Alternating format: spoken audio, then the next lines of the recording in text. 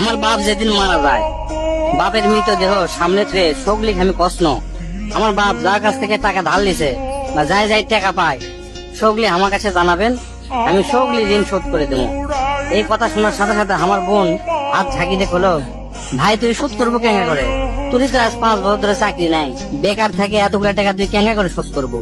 মনোখানে আস্তে আস্তে অভয় দিয়ে কোনো চিন্তা করিস না বোন, বাপের সব ঋণ আমি শোধ করে দেবো, 1 টাকাও ব্যাংকে থমো না।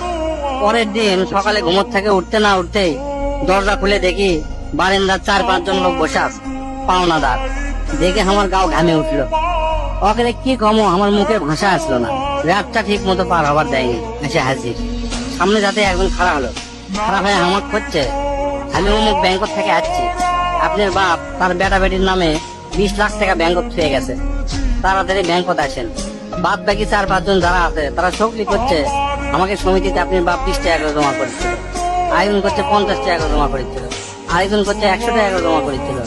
এগুলা টাকা নেওয়ার জন্য আমাকে সমিতি অফিসে আসেন। পরে সব হিসাব করে দেখি বাপ আমাকে জন্য প্রায় 37 লাখ টাকা জমি পেয়ে গেছে। টাকাগুলা হিসাব করতে করতে আমার একদিন রাতের কথা মনে পড়ে গেল। ওই রাতে আমি আমার বাপক প্রশ্ন, আপনি কেঙ্কা বাপ? আমাকে ভবিষ্যতে আপনি কোন চিন্তা আছে?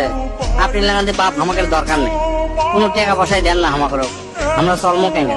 বাপ তখন মুস্তি হাসে কষলো, আমি আমার সাধ্য মতো চেষ্টা করেছি, সময় হলে সব বুঝবার পারবো। সেদিন ওই বাপের মুস্তি হাসে আমি বুঝবার পারিনি সেই দিন রাত ঠিকই আছে, কিন্তু বাপটা আমার নাই। মাঝে মাঝে রাতের বেলা আকাশের দিকে তাকে কই, বাবা আজ পর্যন্ত তোমাকে বুঝতে পারলাম না, তোমার উপর খালি রাগই করে গেছি, কিন্তু তোমার জোরে ধরে কোনোদিন আই লাভ ইউ করতে পারলাম না। আজ বুঝেছি কৃষক তুমি 1 শার্ট পরে 3 বছর পার করেছিলা, কৃষক তুমি 1 স্যান্ডেল 32 বার সেলাই করেছিলা, তোমার কাছে ক্ষমা চাওয়ার সময়টাও দিলা না। আমাকে তুমি মাফ করে দিও আব্বা, জীবনে তোমার সাথে অনেক বেয়াদবি করছি।